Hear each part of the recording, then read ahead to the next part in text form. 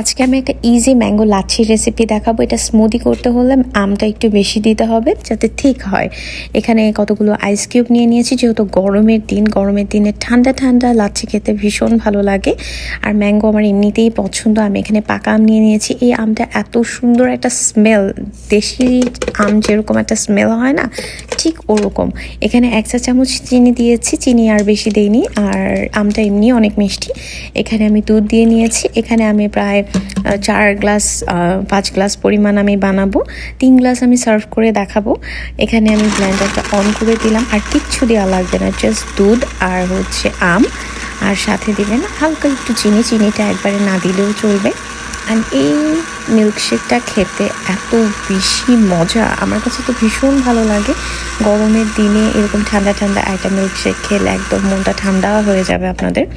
এখানে আমি গ্লাসের মধ্যে কতগুলো আইস কিউব দিয়ে নিয়েছি, তারপর আমি সার্ভ করতেছি। আপনারা চাইলে এটাকে সুন্দর করে ডেকোরেশন করতে পারেন। আমি কোনো ডেকোরেশন করিনি, যেহেতু আমি খেয়ে ফেলবো। অ্যান্ড সবচেয়ে বড় কথা হলো আমি কিন্তু এটা ফ্রিজে আবার স্টোর করে রেখেও দিয়েছি। আপনারা চাইলে 2 দিন পর্যন্ত নর্মাল ফ্রিজে রাখতে পারবেন, আর ডিপে রাখলে আপনারা 7 দিন পর্যন্ত এটা খেতে পারবেন। যদিও আমি একদম ইনস্ট্যান্ট বানিয়ে খেয়ে ফেলি, আমি এখন ভয়েস ওভার দিতে দিতে আবার খেতে ইচ্ছা করতেছে। আমি এখন ফ্রিজ থেকে যেয়ে আবার বের করে 1 গ্লাস ঠান্ডা ম্যাঙ্গো লাচ্ছি খাবো।